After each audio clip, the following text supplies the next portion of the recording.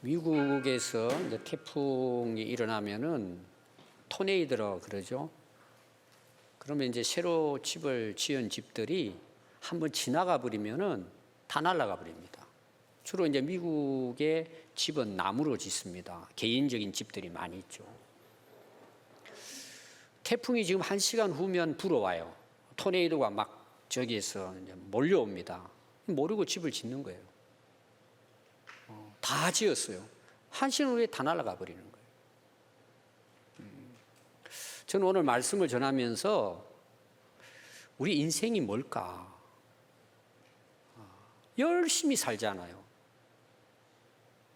집도 짓고 나름대로 꿈을 가지고 살아갑니다.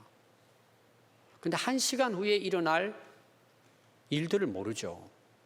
한순간에 그냥 지나갑니다. 이런 일들이 제가 한 예를 들었지만 우리가 인생을 살아가는 데 있어서 그렇게 해서 인생을 마감하는 사람들이 굉장히 많습니다. 상상도 못한 일들이 일어나죠. 특히 이제 교통사고 같은 경우도 그렇죠. 아주 휴가 맡아가지고 즐겁게 여행을 다니는데 상상이나 했겠습니까? 가족들이 뭐 물에 빠져 죽는다든지 교통사고로 한순간에 그냥 떠나는 것. 이게 참 우리 인생 살아가는 데 있어서 뭐 다반사로 일어가는 이런 문제죠.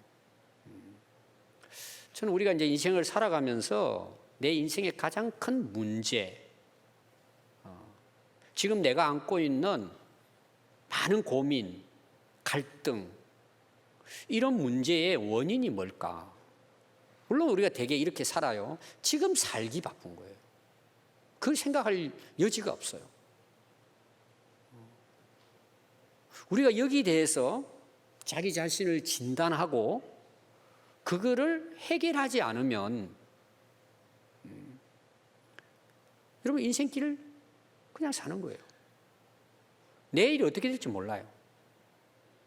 그거를 진단하고 바로 알아야 인생의 길이 열리는 거예요. 길이 열린다는 것이 뭐 내가 잘 된다 이런 차원이 아니라 내가 진짜 하나님 앞에서 이거구나. 이게 내가 사는 인생이구나. 그걸 깨닫게 되면 어때요? 평안하죠. 기쁘고 소망이 있고 하루하루가 가치가 있죠. 오늘 우리가 살아가는 이 시대를 저는 개인적으로 이제 이야기하라고 하면은 오늘 이제 말씀 주제를 중심으로 해서 사람들이 죄를 가볍게 여깁니다. 쉽게 죄를 짓습니다. 더 큰 문제는 그 죄를 미화시킵니다. 좋은 것처럼 이렇게 여깁니다. 그리고 그 죄에 대해서 부끄러움을 모릅니다. 얼마나 그것이 수치스러운 일인가를 본인이 모르고 죄를 짓습니다. 왜냐하면 죄의 기준이 지금 상실돼가는 시대입니다. 자기 기분, 자기 감정, 자기 상황에 따라서 죄에 대한 기준이 좌우됩니다. 한마디로 말하면 오늘 이 시대는 흐르는 사상도 마찬가지고 윤리 도덕의 기준이 상실된 시대 이렇게 볼 수 있습니다. 특히 이제 하나님을 떠나서 살아가는 이 세상이라고 볼 수가 있겠죠. 그 신뢰, 구체적인 예가 뭘까? 동성애입니다. 한번 여러분 생각해 보십시오. 이거는 자연의 이치에도 맞지 않습니다. 하나님이 남자와 여자를 만들었습니다. 이성을 가진 조금이라도 양심이 있는 사람이라면 이거는 끓여지는 불의함입니다. 그건 수치스러운 것입니다. 그런데 여러분 오늘 시대가 어떻죠? 유럽으로 시작해가지고 서구에서 우리나라까지는 뭐예요? 성소수자 차별금지법을 정당화하고 있습니다. 지금 얼마 전에 우리나라 서울 한복판 광장에서 퀴어 축제가 열렸습니다. 동성애자들이 공개적으로 이상한 옷을 입고 춤을 추면서 그걸 자랑합니다. 여러분 이성을 가진 상식적인 인간이라면 이거는 부끄럽고 수치스러운 일입니다. 한번 여러분들 한번 생각해 보십시오. 여러분들이 서울 광장에 가서 이상한 옷을 입고 남자가 여장을 하고 여러분들이 남자가 여장을 하고 남자가 그 여자가 남장을 해가 여러분 거기 가서 춤추고 있겠습니까? 여러분 가능합니까? 그것이 괜찮습니까? 아무렇지도 않겠습니까? 여러분 로마서 1장이 이제 시작이 됩니다. 제가 지금 새벽에 로마서를 강의를 합니다. 하나님의 진노가 임한다고 시작합니다. 1장 18절부터 시작해요. 그럼 그 진노가 왜 임하느냐? 사람들의 이 세상에 하나님의 진노가 임한다고 시작을 합니다. 왜냐하면 불의로 진리를 막아요. 옳지 않은데 진리를 막아버린단 말이에요. 모든 경건하지 않음과 불의에 대하여 하늘로부터 하나님의 진노가 내려옵니다. 사람들의 마음속에는 하나님을 알만한 것들이 있다고 했습니다. 왜냐하면 하나님이 세상을 창조하실 때에는 그분의 능력과 신성이 그가 만든 이 우주 만물에 하나님이 분명히 보여 알도록 했다는 거예요. 그걸 자연계시라고 합니다. 사람들이 핑계할 수가 없어요. 우리가 일반적으로 기독교뿐만 아니고 어느 곳을 가든지 종교가 있습니다. 그 종교는 다 신을 향하고 있습니다. 차이는 있겠지만, 근데 하나님을 알아요.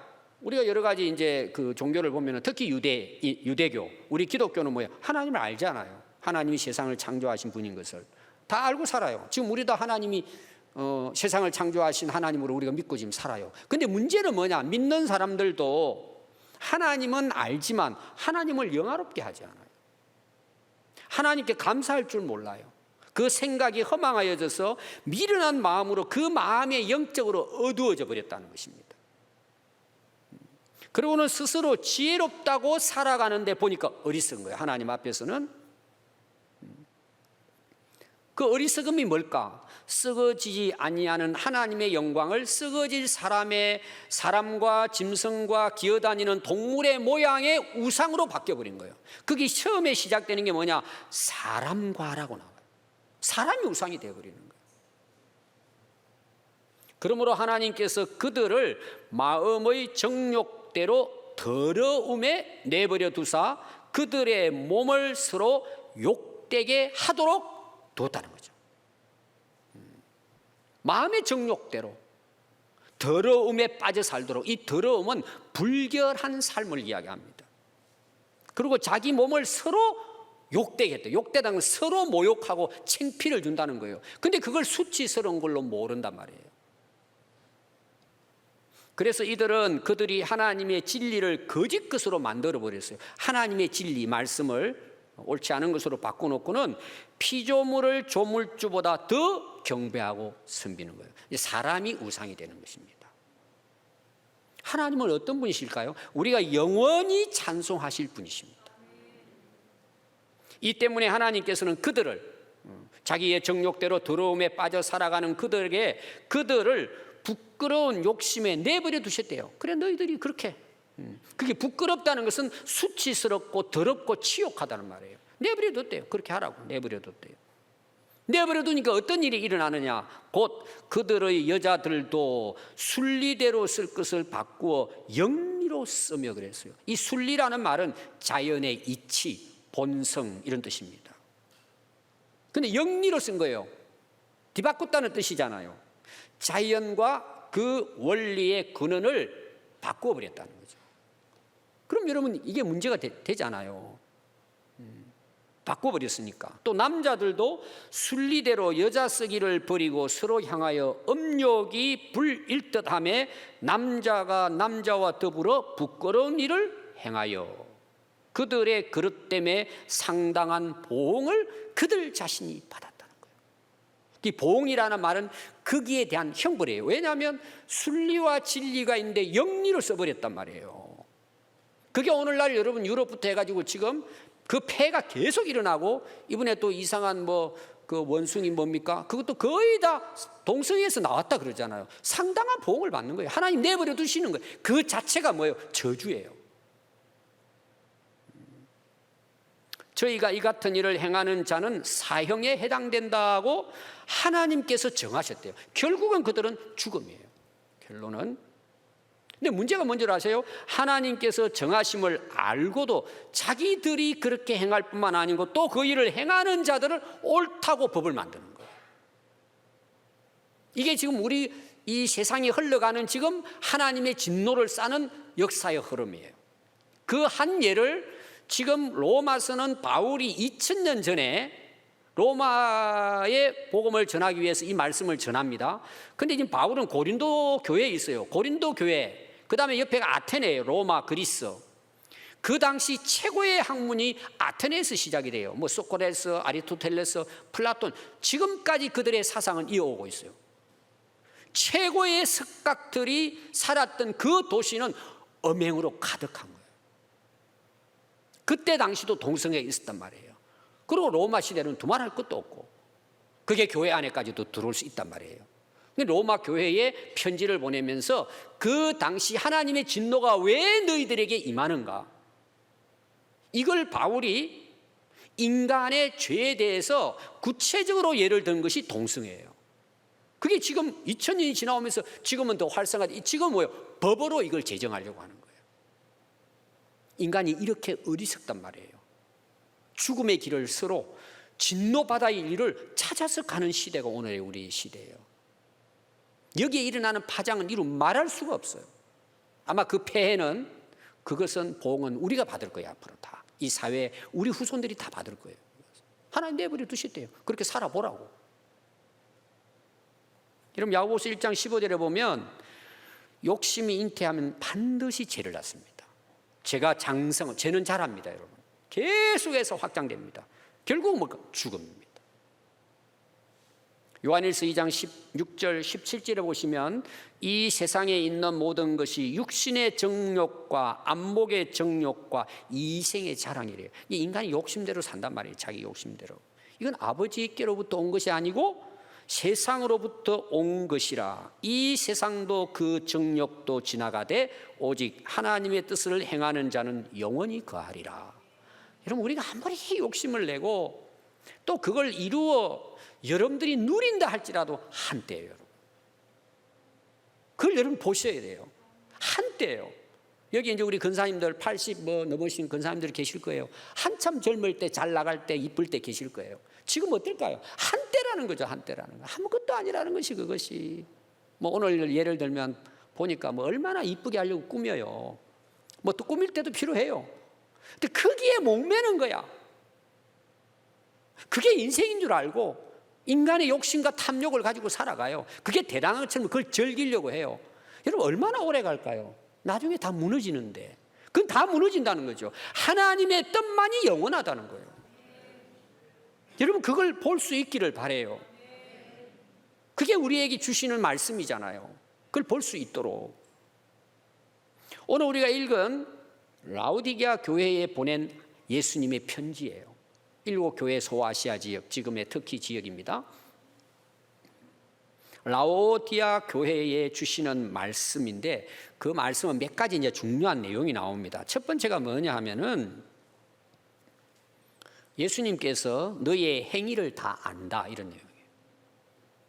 여기 행위라는 말은 우리가 이제 영어에는 두 가지가 나와요.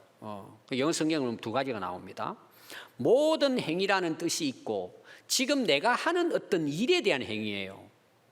did하고 work라고 하는 그 영어를 쓰는데 여기 나오는 것은 내가 태어나가지고 오늘 여기 살아오기까지 모든 삶에 대한 행위예요. 지금 내가 일하고 있는 오늘 이 자체만이 아니고 전체라고 보면 됩니다. 하나님 다 하신대요. 여기 차다, 뜨겁다라는 말은 뭘 위해서 이 차다, 뜨겁다는 말을 썼냐면 뒤에 나오는 미지근하다는 것 때문에 이걸 쓴 거예요. 차라리 차든지 뜨겁든지 뭔가 사람이 뭔가 분명히 해야 되는데 이거 흐리멍텅한 거예요. 미지근한 거예요. 이게 그 당시 오늘 그 라오디게아 교회의 성도들에게 이 말씀을 주시는 이유가 뭐냐 하면 그 대상이 미지근한 신앙인을 향한 말씀이에요. 이것도 아니고 저것도 아니고 교회는 나오는데 세상에 나가 사는 거 보면 아닌 것 같고 구분이 안 되는 거예요. 그냥 섞여버린 거예요.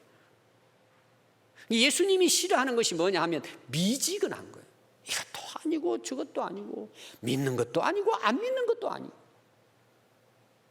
그럼 여러분 한번 보십시오. 물을 마십니다. 물을 여러분 지금 이제 더우니까 이제 시원한 거 마시잖아요. 차요, 뜨거워요? 차잖아요. 이게 시원하죠. 예를 들면 또 뜨거운 거 먹을 때 먹으면은 뜨거운 거 먹잖아요. 먹으면서 시원하다 그러잖아요. 근데 먹으려 그러니까 이거 뜨거운 것도 아니고 찬 것도 아니고 이런 거예요. 미지근한 거예요. 그럼 주님이 어떻게 하시겠다는 거예요? 토해버리겠다는 거예요. 아마 여러분들이 이제 어머니들 애 이제 가졌을 때 그 음식이 막 냄새가 나고 그러면은 그 토하잖아요. 그 뭐 맛있다고 남편이 사주는데 먹으니까 이게 막 욱하고 이게 토해져 버리잖아요. 예수님 토해시겠다는 거예요. 그 미지근한 신앙에 대해서 오늘 예수님께서 하시는 말씀입니다. 그 왜 이들이 토함을 받는 것처럼 미지근하냐는 거예요, 신앙이. 이게 뭐 찬 것도 아니고, 이게 신앙생활 안 하는 것도 아니고, 이게 하는 것도 아니고. 여러분들에게 제가 늘 이야기하지만 예수 믿으면 변합니다. 내가 노력해서 변하는 것이 아니라 그분 때문에 인생이 바뀌어집니다. 그게 복음의 능력입니다. 근데 교회도 오래 다녔어요. 잘 알아요. 앞에 나오잖아요. 하나님을 영화롭게 하는 것도 아니고 감사하는 것도 아니고 세상의 욕심을 따라 살아가는 거예요. 이게 어떻게 된다는 거예요? 그게 라오디게아 교회가 가지고 있는 문제라는 거죠. 미지근하다는 거죠. 토해식. 그 왜 이들이 미지근해졌을까요? 여러분 이유가 있을 거잖아요. 오늘 여러분 말씀을 보시면은 17절입니다.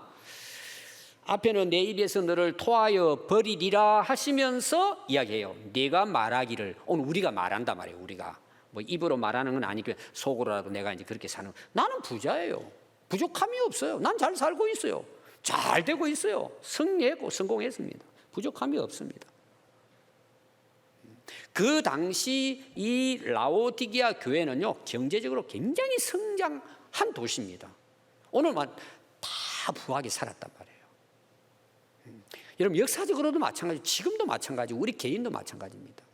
우리가 힘들고 어려운 고난을 받고 힘들 때는요 기도밖에 없어요. 하나님만 의지할 수밖에 없어요. 영적으로 성장하고 영적으로 인물들이 나오는 거예요. 왜? 하나님과 교통함이 있으니까. 그러니까 오늘 우리가 어떻습니까? 경제적으로 우리나라.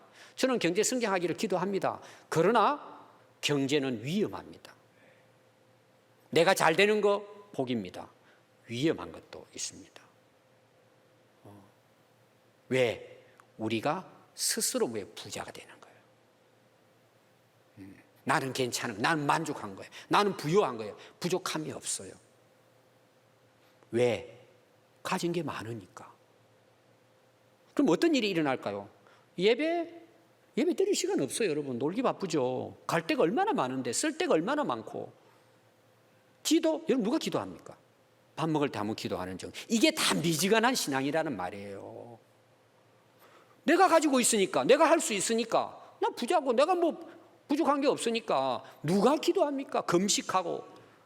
누가 예수님의 길을 따릅니까, 여러분? 내 살기 좋은데, 편안한데, 걱정 없는데.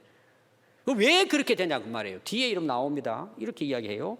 그런데 내가 진짜 영적으로 너희 마음의 상태, 인생은 공고하고 가련하고 가난하고 눈먼 것과 벌거벗은 것을 알지 못한대. 자기 모습을 못 보는 거예요. 하나님이 보시고 있는 관점에서 자기를 못 본단 말이에요.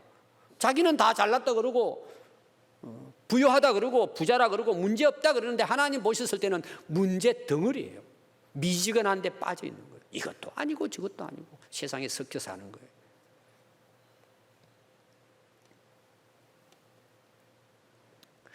요한계시록 20장 이제 12절 말씀해 보시면 또 내가 보니 죽은 자들이 큰 자나 작은 자나 그 보좌 앞에 서 있는데, 자 죽고 난 다음에 우리가 하나님의 예수님의 심판대 앞에 다 선다는 내용입니다.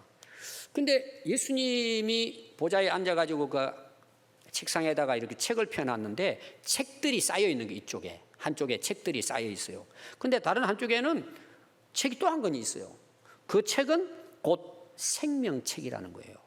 두 가지 종류의 책이 있습니다. 책들, 많은 책들이 있고 이제 하나는 생명책이 있습니다.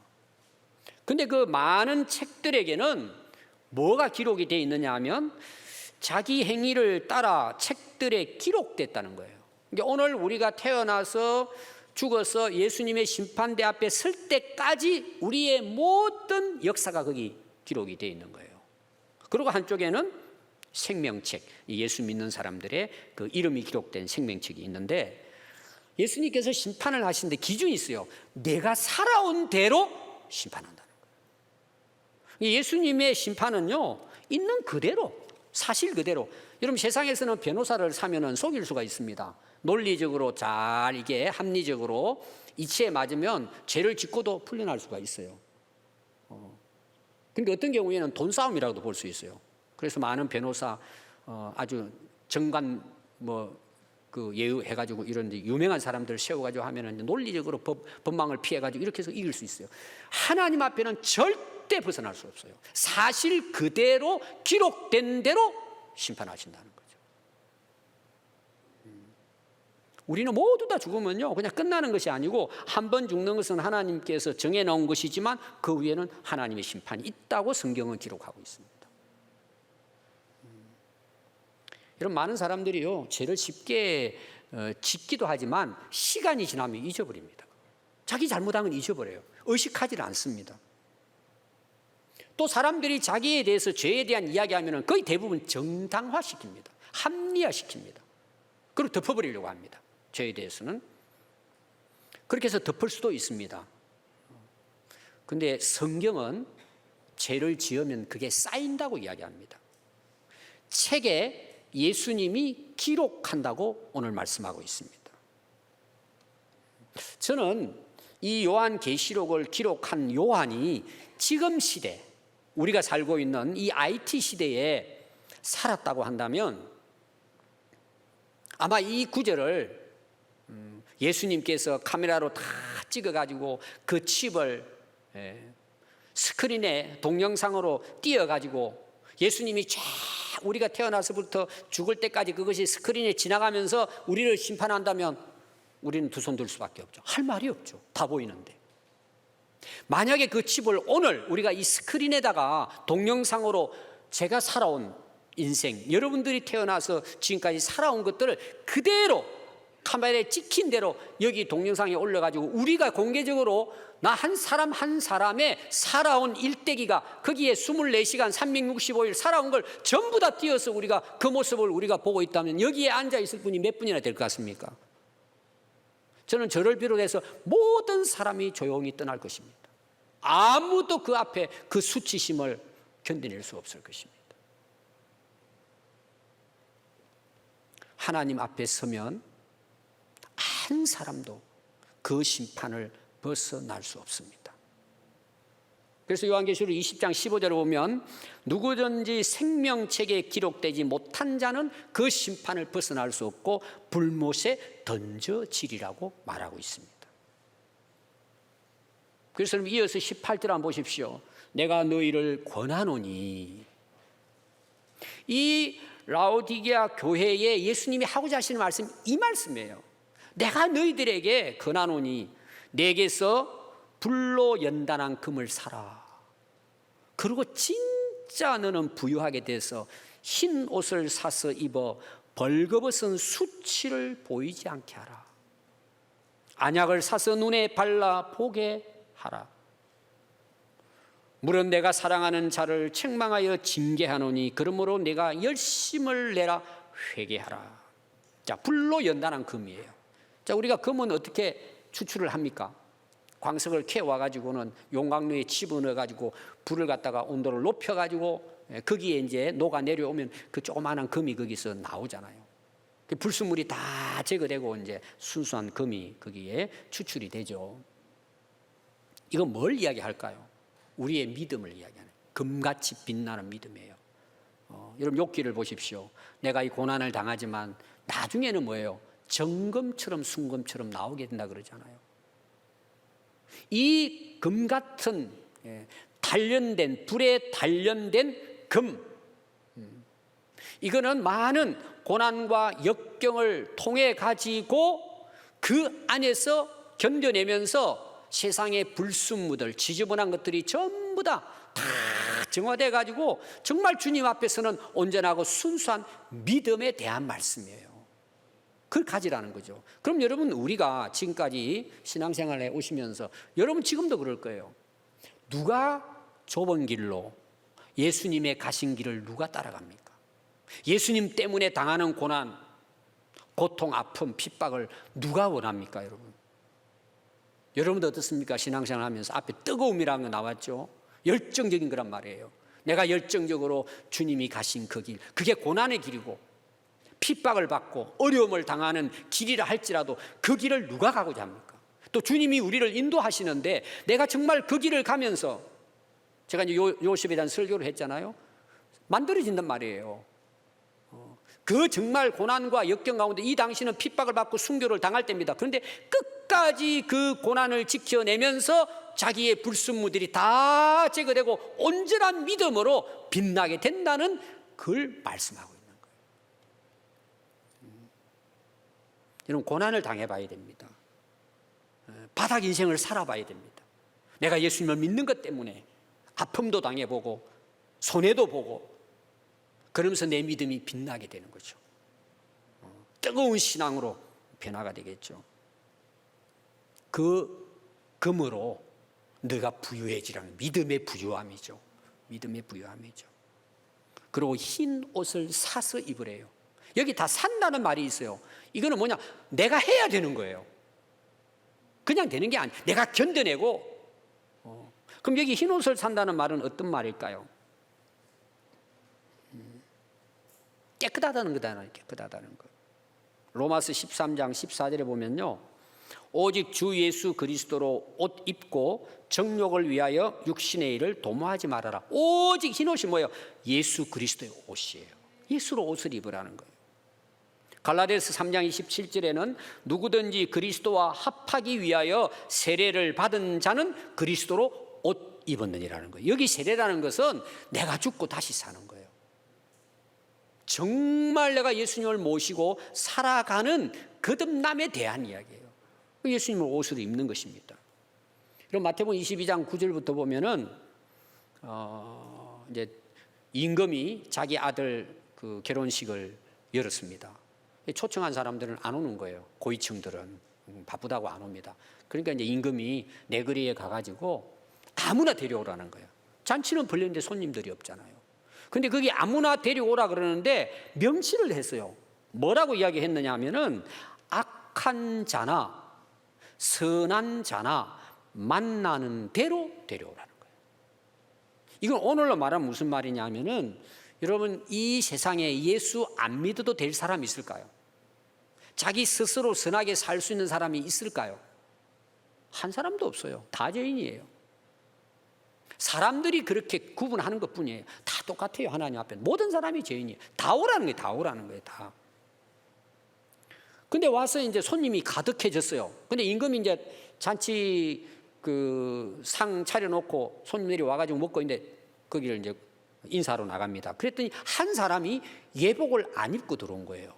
이 예복이라는 말이 뭐냐 하면, 임금이 들어올 때에 임금의 그 위치가 있고 그 왕궁의 분위기가 있잖아요. 거지들이 아무거나 옷 입고 오면 되겠습니까? 그러니까 임금이 전부 다 결혼식장, 예식장에 참여할 수 있도록 옷을 다 좋은 옷을 준비해 놓은 거예요. 갈아입고 들어와야 돼. 초청은 받았지만 들어올 때는 왕이 준비한 옷을 입고 와야 그 잔치를 빛내는 거예요. 여러분들도 잔치집에 이제 가잖아요. 결혼식장도 가고. 근데 여러분 갈 때 어떻게 해요? 머리도 볶고 옷도 좀 양복 입고 예의를 갖춰서 가는 것이 예복이잖아요. 그런데 일하다가 슬리퍼 꺾고 반바지에다가 여름에 더우니까 그냥 런닝샷으로 해가지고 여러분 가면은 얼마나 그게 초청한 그 사람에게는 그게 예의가 되겠습니까? 완전히 분위기 깨는 거잖아요. 그러니까 왕이 미리 예복을 준비한 거예요. 이 예복이 뭔 줄 아세요? 예수 그리스도로 옷 입는 거예요. 하늘나라 가기 위해서는. 그래서 요한계시록 3장 4절 5절 앞에 나오는 이제 그 오늘 읽은 내용 앞에 나옵니다. 이렇게 기록해요. 사대 교회에 보낸 편지에 옷을 더럽히지 아니한 자 몇 명이 내게 있어 흰 옷을 입고 나와 함께 다니리니. 그러니까 하늘나라는요, 흰 옷 입은 자가 함께 거기서 다닌다는 거죠. 그들은 합당한 자인 고로 이기는 자는 이와 같이 흰 옷을 입을 것이요. 내가 그 이름을 어디에다 기록하느냐? 생명책에 기록하는데 결코 지우지 아니하고 그 이름을 내 아버지 앞과 그의 천사들 앞에서 시인하리라. 흰 옷 입은 자예요. 계시록 7장 13절에 보면 이 흰 옷을 입은 자들이 누구냐 물어봐요. 그 장로들이 또 어디서 왔느냐 하고 물어봅니다. 14절에 내가 말하되 내 주여 당신이 아나이다 하니 그가 나에게 이르되 이는 환난에서 나오는 자들인데 어린 양의 피에 그 옷을 씻어 희게 하였느니라. 예수님을 옷 입었다는 내용이에요.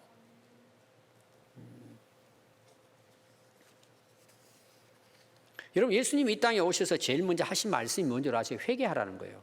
너희들 그 죄를 짓는 데서 내게 돌아오라는 거죠. 회개하고 돌아와서 나 믿으라는 거예요. 그럼 여러분, 누가 회개를 합니까? 누가 죄를 회개할 수 있습니까? 죄가 뭔지 알아야 회개가 되겠죠. 여러분, 오늘 한번 보십시오. 아까 제가 이야기했습니다. 사람들이 죄를 지어놓고 지금 양심도 없어요. 다 덮어버리려고 해요. 그거를 해결하려고 하는 것이 아니고 덮고 지나가려고 해요. 어떻게 하든지 덮어버리고 그냥 모르는 척하고 살려고 한단 말입니다. 그럼 여러분, 그 사람 변화가 됩니까? 변화될 수가 없어요. 여러분, 회개는 자기 죄가 얼마나 추악하고 더럽고 수치스러운가, 이것이 나중에 하나님 앞에 반드시 심판을 받는다는 것을 인식하지 못하면 절대 죄는 회개할 수가 없습니다. 자기 자신에 대해서 자기 죄를 모르면 절대 회개할 수 없습니다. 여러분, 왜 미지근하게 신앙생활을 할까요? 철저한 회개가 안 된 거예요. 여러분, 회개는 한 번으로 끝나지만 우리가 살아가다 보면 계속해서 죄를 짓습니다. 우리가 부족하기 때문에. 철저한 회개가 없는 안에는 여러분, 우리가 절대 하나님 앞에 열정적으로 신앙생활하기 어렵습니다. 여러분, 그걸 묻고 있단 말이에요. 내가 앞에 이야기했잖아요. 세상이 부유하다, 세상이 좋아요. 거기 돌아서지 않으면 여러분 미지근하게 살다 가는 것입니다. 그러니까 죄의 결과는 반드시 심판이 있다는 것을 기억해야 돼요. 여러분, 나중에 다 드러납니다. 자, 이 세상에서는 회개하면 돼요. 하나님 앞에 섰는데 우리 벗어날 수 있습니까? 거기는요, 숨길 수도 없어요. 도망갈 수도 없어요. 스크린에 띄운다니까요. 할 말이 없어요. 그 부끄러움과 수치심 앞에 우리가 서게 된단 말이에요. 그래서 예수님이 하신 말씀이 뭐예요? 회개하라는 거예요. 오늘 이 라오디아 교회도 마찬가지예요. 열심을 내서 회개하라는 거예요. 그럼 왜 회개하라 그랬을까? 회개하면 용서해 주시는 거예요. 우리 기독교의 복음은 용서의 복음이에요. 은혜의 복음이에요. 예수님이 오신 목적이 뭘까요? 너희가 회개하면 너희 죄가 주홍 같을지라도 붉을지라도 양털같이 흰눈같이 희게 하신다는 거예요. 이게 복음이에요. 그래서 20절부터 보십시오. 예수님께서 오늘 우리에게 말씀하시는 겁니다. 볼지어다 내가 문 밖에 서서 두드린대요. 밖에 서서. 왜 두드려? 문 열으라고. 만나자고. 그래서 누구든지 내 음성을 듣고 문을 열면 내가 마음을 연단 말이에요. 주님 오십시오. 오늘 말하면 영접하는 거죠. 예수님을 내 안에 모셔드립니다. 그럼 예수님이 들어오신데 그에게로 들어가 그와 더불어 먹고 그는 나와 더불어 먹으려 함께 산다는 거예요. 여러분, 신앙생활은 예수님과 함께 사는 거예요. 함께 사니까 어때요? 그게 주 안에서 평안 아닙니까? 감사 아닙니까? 기쁘지 않습니까? 고난이 있고 힘들고 어려워도 주님과 함께 살아간다니까요. 능히 이기고도 남죠. 이기는 그에게는 내가 내 보좌와 함께 앉게 하여 주기를 내가 이기고 아버지 보좌에 함께 앉은 것과 같이 하리라. 예수님이 하늘나라의 보좌에 앉아 계시는 것처럼 너희도 나와 함께 살아가면 결국은 너희들도 나와 함께 그 보좌에 하나님이 앉게 해 주시겠다 그랬어요. 자, 앞에 제가 이런 내용을 계속해서 여러분 드린 이유는, 결론이 뭐냐 하면 우리가 주님 앞에 수치스러운 인생으로 심판받기 전에 그 수치스럽지 않은 삶을 살아가려면 우리가 예수님을 모셔드려야 한다는 거예요. 내 안에 함께 살아가는. 그래서 요한복음 여러분 19장 30절에 보면 예수님 십자가에 돌아가시면서 신포도주를 마신 후에 마지막 떠나시면서 하신 말씀이 다 이루었다라고 말씀하십니다. 그거는 예수님께서 우리의 죄에 대한 희생 제물로 십자가에 돌아가셨는데 우리 죄값을 지불하시고 다 이루었다는 말씀이에요. 완성하셨다는 말씀입니다. 그럼 여러분 보십시오. 예수님이 다 완성했어요. 이런 우리 수치스럽고 더럽고 악한 죄를 예수님이 대신 짊어지시고 십자가에서 다 이루었대요. 그럼 내가 해야 될 일이 있어요, 없어요? 아무것도 없어요. 내가 내 죄를 위해서 할 수 있는 것은 아무것도 없어요. 할 필요가 없어요. 왜? 그분이 완성하셨기 때문입니다. 그럼 우리가 해야 될 일은 뭐예요? 그거를 내가 믿음으로 받아들일 때 뭐예요? 우리는 우리 그 죄가 그 이루신 것으로 말미암아 내 모든 죄가 용서받는 거예요. 이것이 기독교의 복음입니다. 너무나 우리가 잘 알고 있는 내용입니다. 그렇기 때문에 누구도 우리를 정죄할 수가 없습니다. 하나님이 우리를 어렵다고 하셨는데 누가 우리를 정죄합니까? 이게 믿음의 결과입니다. 그래서 로마서 9장 33절에 보면 기록된 바 보라 내가 걸림돌과 그치는 바위를 시온에 두노니 그를 믿는 자는 부끄러움을 당하지 아니하리라. 하나님 앞에 섰을 때를 이야기하는 거예요. 로마서 10장 11절에는 성경에 이르기를 누구든지 그를 믿는 자는 부끄러움을 당하지 아니하리라. 이 믿음이 얼마나 놀라운 것인지 믿는 자는 누구든지 부끄러움을 당하지 않습니다. 이것은 성경이 우리에게 말씀해 주고 있는 내용입니다. 제가 어제 저녁에 지금 미국에도 유명한 수도원이 지금도 있습니다. 수도성이 생활하고 하는 걸. 그걸 이제 방송에 나온 걸 제가 봤습니다. 참 대단한 분들이에요. 이제 이 묵상을 하는데, 명상을 하는데 8시간씩 하는 거예요, 하루에. 우리는 1시간 정도 하면 졸음이 오잖아요. 8시간이에요. 기도하고 묵상하고 책 읽고 노동해요. 그렇게 해서 한번 들어가면 죽을 때까지 못 나오는 거예요. 그걸 봉쇄 수도원이라 그래요. 지금도 남아 있습니다. 제가 일부러 끝까지 어떻게 이게 끝까지 가는지를 제가 한 50분 정도 나왔는데 들었습니다. 제 마음에 딱 든 것은 뭐냐 그러면 한숨이 나오는 거예요. 근데 그 묵상을 하고 그러면서 자기를 속죄한대요. 예수님이 벌써 다 이루셨는데 근데 또 자기들은 예수님을 따라간대요. 저는 한숨이 나와요. 우리가 속죄를 한다고 우리가 그걸 위해 고행을 한다고 죄가 없어지는 겁니까? 없어져 가지고 구원에 이릅니까? 제가 강조하는 것은 성경이 뭐라고 말하느냐 이 말이에요. 여러분 예수님이 오셔서 무슨 말을 하셨죠? 믿으라고 하시죠? 회개하고 믿으라. 그래야 뭐 어떻게 되죠? 구원받는다고 말씀하셨죠. 왜? 예수님이 그 죄를 다 십자가에서 이루셨기 때문에. 끝이에요. 그럼 우리가 해야 될 일은 뭘까요? 나가서 복음 전해야죠. 이 복음을. 그게 예수님의 복음서 아닙니까? 사도행전 역사고 지금 교회 역사 아닙니까? 내려와서 이 복음을 모르는 자에게 우리가 다 이루신 예수 믿으면 수치를 당하지 않는다는 이 복음을 우리가 전해야 되는 것이 사람을 살리는 거 아닙니까? 너무나 쉬운 거 아닙니까? 지금 여러분 우리 기독교도 그렇고 지금 전체적으로 이 어떤 사상의 흐름이요 인간 중심으로 계속 가고 있습니다. 그걸 사람들은 모르고 그게 옳은 걸로 생각하고 갑니다. 그럴싸하거든요. 왜? 내가 잘못했으니까 내가 해결해야지. 맞는 말이죠. 해결해 보십시오. 그게 성경에서 계속 나오는 로마서에 나오는 율법으로 안 된다는 거죠. 한 의가 나타났는데 그분이 예수 그리스도께서 오셔서 의를 이루셨단 말이에요. 그를 믿는 자는 부끄러움을 당하지 않는다고 하잖아요. 성경이 그렇게 말하고 있잖아요. 예수님이 지금 말씀하고 계시잖아요. 뭘 믿어야 돼요, 여러분? 그래서 요한계시록 16장 15절에 보면 보라 내가 도둑같이 오리니 누구든지 깨어 있어 옷을 지켜 벌거벗고 다니지 아니하며 자기의 부끄러움을 보이지 아니하는 자는 복이 있도다.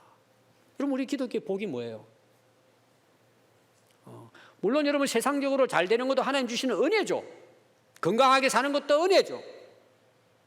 여러분 이것은 다른 종교도 있습니다. 우리가 그것 때문에 교회를 다닌다면 여러분 그 신앙이 어떨까요? 미지근한 신앙이에요. 그냥 세속화된 신앙이에요. 그냥 내 좋은 것 때문에 가는 거예요. 내 필요함에 의해서 교회 다니는 거예요. 내가 좀 힘들고 어려우면 기도하러 나오는 거예요. 여러분 주기도문을 예수님이 가르친 기도 제가 늘 강조하잖아요. 왜 우리가 기도해야 되는지 말씀하잖아요. 내 문제 때문에 기도하는 겁니까? 당연히 기도해야죠. 진짜 주님이 가르치신 기도는 뭐예요? 하나님의 나라를 위한 기도고 하나님의 뜻을 위한 기도예요. 우리는 너무나 잘 알고 있고 오늘도 기도했어요. 여러분 그걸 위해 기도하십니까? 나라를 위해 기도하고 하나님 나라가 이루어지고 하나님의 뜻이 이루어지도록 하나님의 복음이 증거되어지고 많은 영혼들이 주님께 돌아오고 이 어두운 세상에 헤매이고 있는 많은 영혼들이 주님께 돌아올 수 있도록 금식하고 기도하고 우리 가족들을 위해 이웃들을 위해 그들의 아픔을 놓고 내가 그걸 붙들고 하나님 앞에 엎드려 기도하고 하나님 나라를 위해서 우리가 기도하냔 말이에요. 지금 시대가 여러분 미지근한 시대예요. 세상을 따라가는 교회가 되어버린 거예요. 왜? 복음을 덮어버리니까. 복음에 관심이 없으니까. 이 은혜가 얼마나 놀라운 은혜인가를 이 복을 놓쳐버리는 거예요. 여러분 이 복을 깨닫고 이 은혜를 깨달으면 뜨거워집니다. 여러분 열정적이고 적극적으로 주님을 위해 따라갑니다. 저는 늘 우리 한국교회에 희망이 있다고 저는 믿는 사람입니다. 언제 희망이 있느냐? 강단에서 복음의 진리를 바로 가르칠 때 한국교회 살아나고 한국도 살아납니다. 세계도 살아납니다. 이 덮어버리는 거예요. 여러분 구원받은 후에도 우리는 실수하고 죄를 짓습니다. 내가 예수 믿고 구원받고 용서받았다고 천사가 되는 게 아닙니다. 싸우는 겁니다. 이제 그때부터. 누구와 싸울까요? 나와 싸우는 거예요. 하늘나라 갈 때까지 나의 거룩함을 위해서 날마다 하나님 앞에 나가 싸우는 겁니다.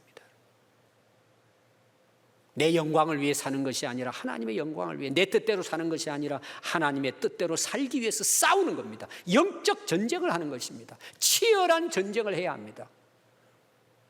죄와는 피 흘리기까지 싸워야 합니다. 구원은 회복을 위한 관문입니다. 하나님 원래 창조하신 목적대로 살아가는 것입니다. 구원은 그냥 구원받고 천국 가는 것이 아니라 그 하나님이 우리를 원래 만드신 하나님의 뜻을 따라 살아가기 위해서 하나님이 우리를 구원하신 것입니다. 그래서 로마서 12장 1절과 7절에 보면 그러므로 형제들아 내가 모든 자비하심으로 너희를 권하노니 너희 몸을 하나님이 기뻐하시는 산 제물로 드리라. 이는 너희의 드릴 영적 예배입니다. 그런데 세상 사람들이 어떻게 한다고 이 몸을 자기 욕심에 따라 쓰잖아요. 너희는 이 세대를 본받지 말고 오직 마음을 새롭게 함으로 변화를 받아 하나님의 선하시고 기뻐하시고 온전한 뜻이 무엇인지 분별하고 살아라는 거예요. 지금 시대는 더욱 심각합니다. 마태복음 25장 20절에 보면 달란트 비유가 나와요. 5달란트, 2달란트, 1달란트, 달란트를 줬습니다. 주인이 와서 이제 회개하잖아요. 너 잘 장사했냐? 5달란트, 2달란트 가진 사람이 가져오잖아요. 배로 남겼습니다. 주인이 뭐라 그러죠? 야, 너 진짜 잘 살았구나. 착하고 충성된 종아. 나의 주인의 즐거움에 함께 참여해라. 오늘 제 결론이에요. 여러분 우리 인생 길지 않습니다.